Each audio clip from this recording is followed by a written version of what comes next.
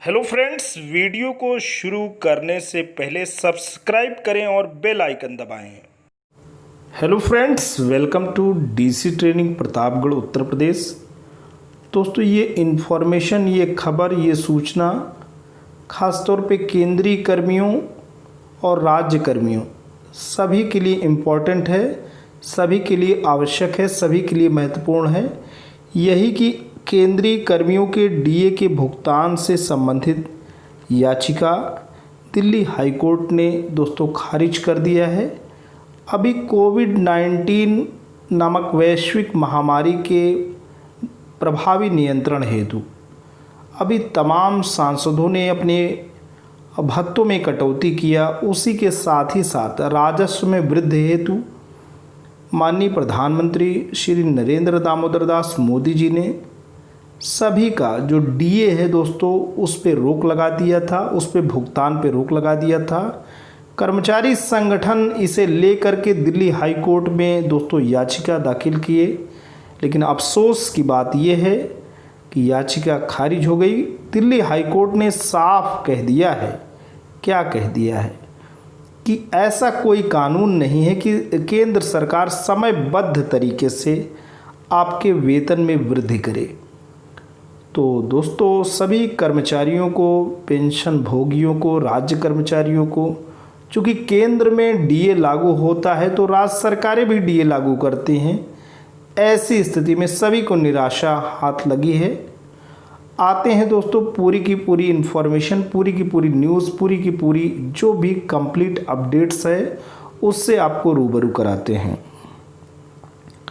दोस्तों, आप देख सकते हैं ये पत्र में आज दोस्तों पब्लिश हुआ है और बात करते हैं कि केंद्रीय कर्मचारियों, पेंशन भोगियों के लिए ज़रूरी खबर है यही कि डीए के भुगतान संबंधी याचिका पर कोर्ट ने दिया है ये फैसला। कोर्ट ने क्या फैसला किया है, नई दिल्ली से खबर है और बात यहाँ करते हैं कि केंद्रीय कर्मचारियों और पेंशन भोगियों के लिए ज़रूरी खबर है।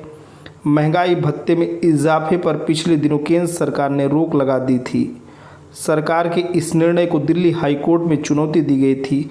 इसमें डीए के भुगतान पर लगी रोक को खारिज करने की मांग की गई थी। हाई कोर्ट ने इस पर अपना फैसला सुना दिया। आदेश के अनुसार कोर्ट ने इस याचिका को खारिज कर दिया है। इससे देश के लाखों केंद्रीय कर्मचारियों एवं पेंशन भोगियों को एक बार फिर से निराशा हाथ लगी है। दिल्ली उच्च न्यायालय ने केंद्र सरकार के कर्मचारियों और पेंशन भोगियों के साथ साथ सरकारी कर्मचारियों और पेंशन भोगियों के लिए बढ़ा हुआ महंगाई भत्ता डीए जारी करने के लिए केंद्र को निर्देश देने की याचिका खारिज कर दी है। केंद्र सरकार ने गत जनवरी 2020 में केंद्रीय कर्मचारियों के लिए महंगाई भत्ते में बढ़ोतरी का आदेश दिया था, लेकिन मार्च में कोरोना संकट के चलते घोषित हुए देशव्यापी लॉकडाउन के बाद इस डीए के भुगतान पर रोक लगा दी गई थी।